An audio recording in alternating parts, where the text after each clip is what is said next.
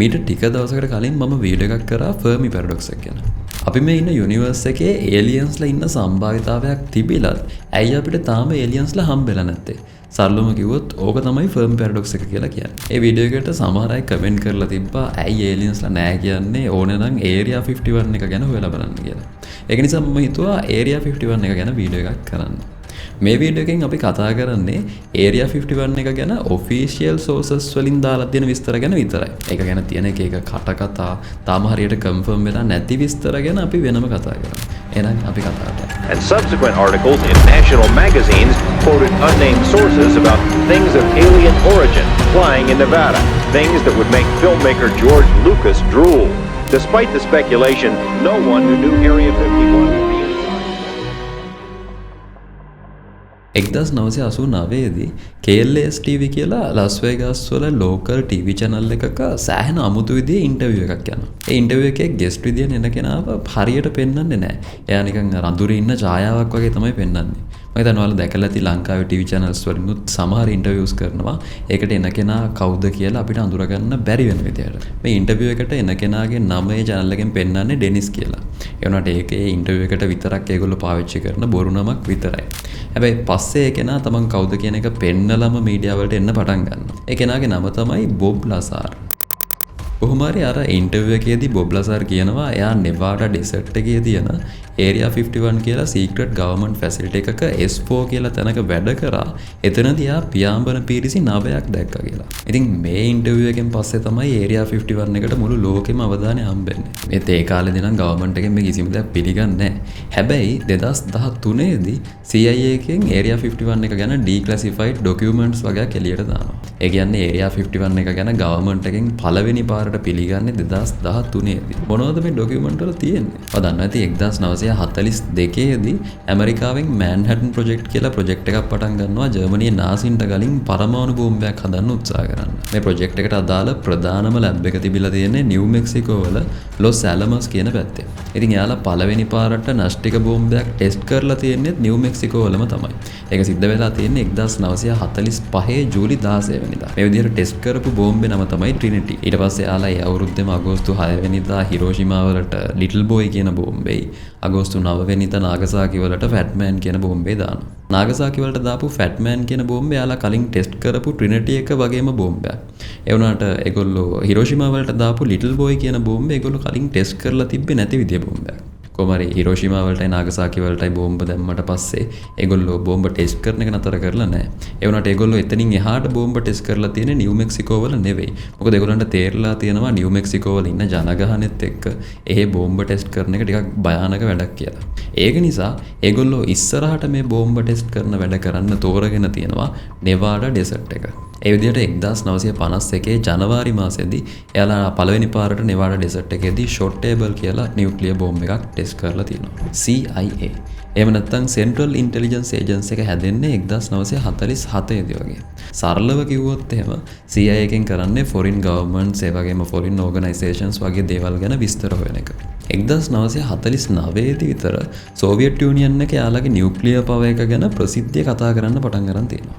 මේකත් එක්ක ඇමරිකාවට ඕන වෙලා තියෙනවා ඒ ගැන හරියට හොයලා බලන්න. ඒ වුණාට ඒ ගැන හොයන්න ඒගොල්ලන්ට අඩි 30000ක් 40000ක් විතර උඩින් යන සාමාන්‍ය ප්ලේන්ස් යවන්න පුළුවන් කමක් තිබිලා නැහැ. මොකද ඒ වගේ ප්ලේන්ස් බොහොම ලේසියෙන් රෂියන් ආර්මියකට අල්ල ගන්න පුළුවන්. ඒක නිසා එයාලා අඩි 70000ක් විතර උඩින් යන්න පුළුවන් විදිහේ U2 කියලා විශේෂ ප්ලේන් එකක් හදන්න පටන් අරගෙන තියෙනවා. මේ ප්‍රොජෙක්ට් එකේ නම තමයි ප්‍රොජෙක්ට් ඇක්වටෝන්. මේ U2 කියන ප්ලේන් එක හැදුවට පස්සේ එයාට ඕන වෙලා තියෙනවා මේ ප්ලේන් එක යවලා ටෙස්ට් කරලා බලන්න තැන. ඒකට CIA එකෙනුත් තෝරගෙන තියෙන්නේ නෙවාඩා ඩෙසර්ට් එක. ඊට පස්සේ එයාලා නෙවාඩා ඩෙසර්ට් එකේ ඩ්‍රූම් ලේක් හරියේ තාවකාලික බේස් එකක් හදලා තියෙනවා. ගවර්න්මන්ට් එකට ඕන වෙලා තියෙනවා මේ බේස් එක සහ මේ ප්‍රොජෙක්ට් එක සම්බන්ධ හැම දෙයක්ම රහස් විදියට තියාගන්න. හැබැයි ඉතින් බේස් එක රහසක් විදියට තියාගන්න පුළුවන් වුණාට මේ බේස් එකෙන් අහසට යන ප්ලේන්ස් රහසක් විදියට තියාගන්න පුළුවන් වෙලා නැහැ. ඒක නිසා ඒ කාලේ නෙවාඩා ඩෙසර්ට් එකවට ජීවත් වුණ මිනිස්සුන්ට සමහර දවස්වල දකින්න හම්බෙලා තියෙනවා අහසේ අමුතු විදිහේ යානා යන විදිය. ඒ දේවලුත් එක්ක මිනිස්සු අතර ඒලියන්ස්ලා ගැන UFOs ගැන එක එක විදිහේ කතා බහක් ඇති වෙන්න පටන් ගන්න තියෙනවා. මම හිතන්නේ මේ විදිහේ යානාවක් දැන් රෑක දැක්කත් සමහර විට අපිට හිතේ ඒක පිටසක්කල යානාවක් වෙන්න පුළුවන් කියලා. මොකද එච්චරකට ඒ වගේ අර හැඩය පෙනුම පොඩ්ඩක් අමුතුයිනේ. ඒක නිසා මම හිතන්නේ සමහරවිට අපිත් ඔය රෑ උඩ බලාගෙන ඉඳි ඒ වගේ එකක් යනවා දැක්කනම් ඒ කාලෙදි කොහොමත් එහෙම හිතෙන්න පුළුවන්. මොකද හේතුව තමයි අර තාක්ෂණයේ වට දියුණුත් නැහැ මිනිස්සුන්ට. අර දේවල් සම්බන්ධවෙම ලොකු දැනුමක් නැහැනේ. කොහොමුණත් රජයටත් ඕන වෙලා නැහැ මේ කටකතා පැතිරෙන එක නවත්තන්න. මොකද ඒගොල්ලොන්ට හිතිලා තියෙනවා තමන් ඇත්තටම කරන දේ මිනිස්සු දැනගන්නවට වඩා මේ වගේ කටකතාවක් පැතිරෙන එක හොඳයි කියලා. ඒ වගේම තමයි ඒගොල්ලෝ මේ කටකතා පරීක්ෂණයක් විදිහට පාවිච්චි කරලා තියෙනවා මිනිස්සුන්ව කොච්චර නොවගේ යවන්න පුළුවන්ද කියලා තේරුම් ගන්න. කොහොම හරි YouTube ප්ලේන් එක ටෙස්ට් කරලා සම්පූර්ණයෙන්ම ඉවර වුණාට පස්සේ CIA එකෙන් මේ බේස් එකේ වැඩ නතර කරලා දාලා තියෙනවා. ඒ වුණාට ඒගොල්ලන්ට දිගටම එතන වැඩ නතර කරලා තියන්න පුළුවන් වෙලා නැහැ. 1960 මැයි 1 වෙනිදා ෆ්‍රැන්සිස් ගැරි පවර්ස් කියලා පයිලට් කෙනෙක් කෙලවපු YouTube ප්ලේන් එකකට සෝවියට් මිසයිල් එකක් වැදිලා ඒක කඩාගෙන වැටලා තියෙනවා. ඒ වුණාට ඒකෙන් පවර්ස් මැරලා නැහැ. රෂියන්ස්ලට පුළුවන් වෙලා තියෙනවා පවර්ස්ව අල්ලගන්න. ඇමරිකාවෙන් මේ ගැන කියලා තියෙන්නේ මේ ප්ලේන් එකේ ඒගොල්ලෝ කාලගුණය ගැන හොයන්න හදපු ප්ලේන් එකක් වැරදිලා තමයි රුසියාවට ඇවිත් තියෙන්නේ කියලා. ඒත් රෂියන් ගවර්න්මන්ට් එකෙන් පවර්ස්ව සිරගත කරලා තියෙනවා. ඒ වුණාට 1962 දී ඇමරිකාවට පුළුවන් වෙලා තියෙනවා ඒගොල්ලන්ට අහු වුණ සෝවියට් ස්පයි කෙනෙක්ව රුසියාවට දීලා ඒ වෙනුවට පවර්ස්ව ආපහු ගන්න. මේකෙන් ඇමරිකාවට තේරලා තියෙනවා අඩි 70000ක් උඩින් ගියා කියලා විතරක් රෂියන් නාමයකින් බේරෙන්න බෑ කියලා. ඒක නිසා යාලා අලුත් ප්‍රොජෙක්ට් එකක් පටන් අරන් තියෙනවා YouTube ප්ලේන් එක රේඩාර් වලට අහු වෙන්නේ නැති විදිහට හදන්න. මේ ප්‍රොජෙක්ට් එකේ නම තමයි Project Rainbow. ප්ලේන් එකක් රේඩාර් වලට ඩිටෙක්ට් කරගන්න පුළුවන් වෙන්නේ රේඩාර් ගිහිල්ලා ඒ ප්ලේන් එකේ වැදිලා රිෆ්ලෙක්ට් වෙන එකන්නේ. ඒක නිසා මේගොල්ලෝ උත්සාහ කරලා තියෙනවා මේ ප්ලේන් එකට රේඩාර් ඇබ්සෝබ් වෙන විදිහේ කවර් එකක් හදන්න. ඒ වුණාට ඒකෙන් මේ YouTube ප්ලේන් එකේ බර සෑහෙන්න වැඩි වෙලා තියෙනවා. ඒ විදිහට බර වැඩි වෙන එකෙන් මේ ප්ලේන් එකට කලින් තරම් උඩට යන්න බැරි වෙලා තියෙනවා. රේඩාර් වලට අහුවෙන්නේ නැති වුණාට වැඩක් නැහැ නේ යන්න වෙන්නේ පාතින්න. ඒක නිසා මේ ප්‍රොජෙක්ට් එක සාර්ථක එකක් වෙලා නැහැ. ඒකෙන් පස්සේ CIA එකෙන් Project Oxcart කියලා අලුත්ම එයාක්‍රාෆ්ට් ප්‍රොජෙක්ට් එකක් පටන් අරගෙන තියෙනවා රේඩාර් වලට අහුවෙන්නේ නැති අලුත්ම ප්ලේන් එකක් හදන්න. ඒ විදිහට යාලා හදලා තියෙන්නේ A12 කියලා ප්ලේන් එකක්. මේ ප්ලේන් එක යාලා හදලා තියෙන්නේ ටයිටේනියම් වලින්. මේ වගේ වැඩකට ගන්න පුළුවන් තරම් ටයිටේනියම් සප්ලයි එකක් ඇමරිකාවේ තිබිලා නැහැ. ඒගොල්ලන්ට ටයිටේනියම් ගන්න පුළුවන් තැනක් විදිහට තිබිලා තියෙන්නේ රුසියාව විතරයි. ඒ වුණාට මේ වගේ වැඩකට කෙලින්ම ගිහිල්ලා රුසියාවෙන් ටයිටේනියම් ගන්න බෑනේ. ඒක නිසා CIA එකෙන් කරලා තියෙන්නේ ටයිටේනියම් අවශ්‍ය වෙන විදිහේ කම්පැනිස් සෙට් එකක් බොරුවට හදන එක. ඊට පස්සේ එයාලා ඒ කම්පැනිස් වලට ගන්නවා වගේ රුසියාවෙන් ටයිටේනියම් අරගෙන තියෙනවා. ඒ කියන්නේ රුසියාව ගැන ඔත්තු බලන්න හදපු A12 ප්ලේන් එක හදන්න ඒගොල්ලෝ ටයිටේනියම් අරගෙන තියෙන්නේ රුසියාවෙන්ම. කොහොම හරි මේ ප්ලේන් එක ෆ්ලයි කරන විදිය බලන්න කලින් CIA එකට ඕන වෙලා තියෙනවා මේක රේඩාර් වලට අහු වෙනවද නැද්ද කියන එක සම්බන්ධව හරියට ටෙස්ට් කරලා බලන්න. ඒත් මේ A12 ප්ලේන් එක ටෙස්ට් කරන වැඩවලට ඒගොල්ලෝ අර නෙවාඩා වල කලින් හදපු తాවකාලික බේස් එක ප්‍රමාණවත් වෙලා නැහැ. ඒක නිසා ඒගොල්ලෝ ඒ తాවකාලික බේස් එකට තවත් දේවල් කීපයක් ඇඩ් කරලා ඒ බේස් එක පර්මනන්ට් බේස් එකක් බවට පරිවර්තනය කරලා තියෙනවා. ඒගොල්ලෝ මේ බේස් එක වෙනස් කරපු ප්‍රොජෙක්ට් එකේ කෝඩ් නේම් එක තමයි Project 51. ඒකෙන් පස්සේ තමයි මේ බේස් එකට අයිති ප්‍රදේශයට Area 51 කියන නම හම්බෙලා තියෙන්නේ. CIA එකෙන් මුලින්ම කරලා තියෙන්නේ අර ප්ලේන් එකේ ෆුල් ස්කේල් මොඩල් එකක් හදලා ඒ මොඩල් එක අඩි 60ක් විතර උස කණුවක හයි කරන එක. ඊට පස්සේ යාලා මාස 18ක විතර කාලයක් එක එක විදිහ රේඩාර් පාවිච්චි කරලා ටෙස්ට් කරලා තියෙනවා මේ ප්ලේන් එක රේඩාර් වලට අහු වෙනවද නැද්ද කියලා බලන්න. මේ ප්‍රොජෙක්ට් එක කොච්චර රාසිකදද කියලා කියනවා නම් Area 51 එකේම ඉන්න අයටපත් රේඩාර් සම්බන්ධව පරීක්ෂණ කරන තැනට යන්න දීලා නැහැ. ඒ වගේම තමයි මේ ප්ලේන් එක හදන තැන ඉඳපුවා දැනගෙන ඉඳලා නැහැ Area 51 එකේ මොකද්ද සිද්ධ වෙන්නේ කියලා. අන්න ඒ විදිහට මෙතන සිද්ධ වුණ හැම වැඩක්ම වගේ සිද්ධ වෙලා තියෙන්නේ කොටස් වශයෙන්. ඒ කියන්නේ එක එක කොටස් වල ඉඳපු අය තමන්ගේ වැඩ ටික විතරක් කරගෙන පාඩුවේ ඉඳලා තියෙනවා. ඒගොල්ලන්ට අනිත් කොටස් වල වෙන්නේ මොකද්ද කියන එක සම්බන්ධව දැනගන්න ඉඩක් තිබිලා නැහැ. මෙතන වැඩ කරපු අය කියන විදිහට ඒගොල්ලෝ ප්ලේන්ස් වලට පාවිච්චි කරලා තියෙන්නේ ආටිකල්ස් කියන කෝඩ් නේම් එක. ඒ කියන්නේ ඒගොල්ලෝ කොයිම හෝ වෙලාවක ප්ලේන් එකක් ගැන කතා කරනවා කියලා හිතන්නකෝ. අන්න ඒ වගේ වෙලාවක ඒගොල්ලෝ පාවිච්චි කරන්නේ ප්ලේන් කියන වචනේ නෙවෙයි ආටිකල් කියන වචනේ. කොහොම හරි මේ විදිහට අර මොඩල් එක පාවිච්චි කරලා රේඩාර් සම්බන්ධ පරීක්ෂණ ටික ඉවර කරාට පස්සේ ඒගොල්ලන්ට ඊළඟට ඕන වෙලා තියෙනවා මේ ප්ලේන් එක ෆ්ලයි කරන විදිහ ගැන පරීක්ෂා කරලා බලන්න. වාර්තා වෙන විදිහට A12 කියන ප්ලේන් එකට අඩි 90000ක් විතර උඩට යන්න පුළුවන්. YouTube ප්ලේන් එකයි A12 ප්ලේන් එකයි සංසන්දනය කරොත් එහෙම YouTube කියන ප්ලේන් එකට යන්න පුළුවන් අඩි 70000ක් විතර උසක් කියලා අපි කිව්වේ. නමුත් YouTube කියන ප්ලේන් එක ගත්තාම එයාට දීර්ඝ කාලීනව අඩි 70000ක් උඩ ගමන් කරන්න පුළුවන් කමක් තිබිලා තියෙනවා.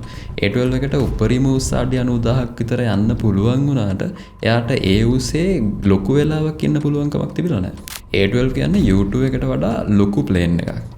ඒකත් එක්ක CIA එකට ඇවිල්ලා තියෙන ඊළඟ ප්‍රශ්නේ තමයි මේ ප්ලේන් එක හදපු තැන ඉඳලා මේක කොහොමද මිනිස්සුන්ට දැනගන්න දෙන්නේ නැතුව Area 51 එකට අරගෙන එන්නේ කියන එක.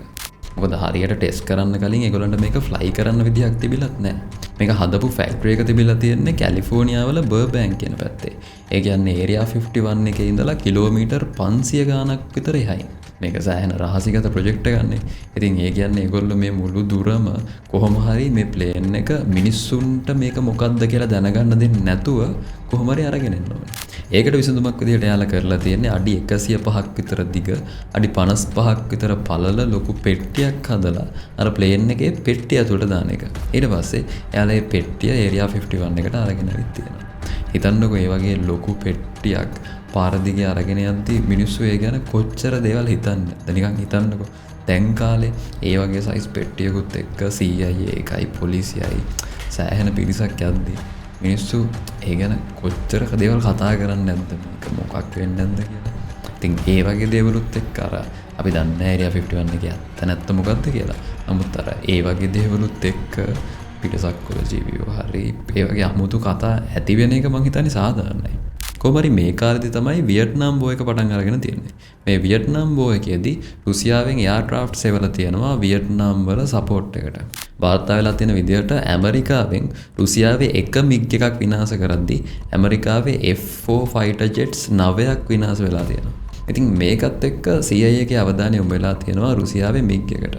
ටිකක් උත්සාහ කරාට පස්සේ ඒගොල්ලන්ට පුළුවන් වෙලා තියෙනවා මිග් එකක් කොහොම හරි ඒගොල්ලන්ගේ බාරට අරගෙන රහසිගතව Area 51 එකට අරගෙන එන්න. ඊට පස්සේ ඒගොල්ලෝ මේ මිග් එක හොඳට පරීක්ෂා කරලා බලලා තියෙනවා. එහෙම පරීක්ෂා කරලා බලද්දී ඒගොල්ලන්ට තේරලා තියෙනවා තියෙන්නේ මේ ප්ලේන් එකේ විශේෂත්වයක් නෙවෙයි ඒගොල්ලන්ගේ පයිලට්ස්ලාට ළඟ ෆයිට් කරන්න බැරි ප්‍රශ්නයක් කියලා. ඒකත් එක්ක CIA එකෙන් තීරණය කරලා තියෙනවා ඇමරිකාවේ Air Force එකේ පයිලට්ස්ලා රෂියන් මිග්ස් එක්ක ෆයිට් කරන්න පුළුවන් තත්ත්වයට හදන්න වෙනම ට්‍රේනින් ප්‍රෝග්‍රෑම් එකක් පටන් ගන්නවා. මේ ප්‍රෝග්‍රෑම් එකට අදාළව Area 51 එකට තවත් දේවල් ටිකක් ඇඩ් වෙලා තියෙනවා. ඒ වගේම තමයි මේ Area 51 එකට උඩින් තියෙන එයා ස්පේස් එක සම්පූර්ණයෙන්ම වහලා දාලා තියෙනවා. මේ විදිහට කාලයක් යද්දි CIA එකෙන් Area 51 එක බාර දීලා තියෙනවා US Air Force එකට. හැබැයි ඉතින් පරිපාලනය වෙනස් වුණා කියලා මෙතන කරපු පරීක්ෂණවල නම් වෙනසක් සිද්ධ වෙලා නැහැ. මේ කාලෙදි තමයි ඒගොල්ලෝ Nighthawk කියන එයාර්ක්‍රාෆ්ට් එක හදලා තියෙන්නේ. මේ Nighthawk කියන එයාර්ක්‍රාෆ්ට් එක රේඩාර් වලට අහු වෙන්නෙම නැති තරම්. මෙතනදී ඒගොල්ලෝ පාවිච්චි කරලා තියෙන්නේ රේඩාර් ඇබ්සෝබ් කරන මැටීරියල් එකක්. ඒ මොකක්ද කියන එක නම් තාමත් තියෙන්නේ টොප් සීක්‍රට් එකක් විදියට. මේ වෙද්දී Area 51 එක තියෙන්නේ US මිලිටරි එක යටතේ. තාමත් මේක උඩින් තියෙන එයා ස්පේස් එක සම්පූර්ණයෙන්ම වහලා දාලා තමයි තියෙන්නේ. කියන්නේ එතෙන්ට අදාළ නැති කිසිම ෆ්ලයින් ඔබ්ජෙක්ට් එකකට මෙතන උඩින් යන්න බෑ. ඒ වගේම තමයි මෙතන සීමාව ඇතුළට කාටවත් ඇතුල් වෙන්නත් බෑ. වෙනස තමයි ඒ කාලෙදි මේ වගේ තැනක් තියනවා කියන එකත් රහසක් නේ. නමුත් 2013න් පස්සේ Area 51 කියලා තැනක් තියනවා කියන එක රහසක් නෙවෙයි. හැබැයි ඒක ඇතුලේ සිද්ධ වෙන දේවල් නම් තාමත් තියෙන රහස් විදියට. මෙතන වැඩ කරන අය Area 51 එකට එන්නේ ලාස් වේගාස් වල ඉඳලා එන ප්ලේන්ස් වගේකින්. ඒ කියන්නේ ඒගොල්ලෝ ඉස්සල්ලාම ලාස් වේගාස් වලට එනවා. ඊට පස්සේ එතනින් ඒගොල්ලෝ ප්ලේන්ස් වගේ එක නැගලා Area 51 එකට එනවා. මේ ප්ලේන්ස් උදේට Area 51 එකට එනවා, හවසට එතනින් යනවා. මේවට එහෙම විශේෂ නමක් නැහැ. නමුත් මේ ප්ලේන්ස් හඳුන්වන්නේ ජැනට් එයාලයින්ස් කියලා. කොහොමරි CIA එකෙන් එළියට දාපු declassified documents වල තියෙන information වල විදිහට නම් මේ වගේ තැනක් තමයි Area 51 එක කියලා කියන්නේ. ඒ වුණාට Area 51 එක ගැන unofficial දේවල් නම් කතා කරන්න ඕන තරම් තියෙනවා. ඉතින් දැන් අපි දන්නවා official information වල විදිහට නම් Area 51 එක පටන් ගත්තේ කොහොමද කියන එක සහ ඒක මේ දැන් තියෙන තත්ත්වයට පත් වුණේ කොහොමද කියලා. අදට මම මේ කතාව මෙතනින් නතර කරන්නම්. අපි ඊළඟට එකින් එක කතා කරමු Area 51 එක ගැන තියෙන unofficial තොරතුරු මොනවද කියලා. ඉතින් ඔයාලට ගොඩක් ස්තුතියි වීඩියෝ එක ඉවර වෙනකම් බලුවට. ඒ වගේම මේ channel එකට support කරන්න ඕනේ කියලා ඔයගලන්ට හිතෙනවා නම් මේ වීඩියෝ එකට like එකක් දාන්න අමතක කරන්න එපා. තාමත් මේ YouTube channel එක subscribe කරලා නැත්නම් දැන්ම subscribe කරන්න. එහෙනම් මේ වගේ වීඩියෝ එකකින් අපි ආයෙත් හම්බ වෙමු.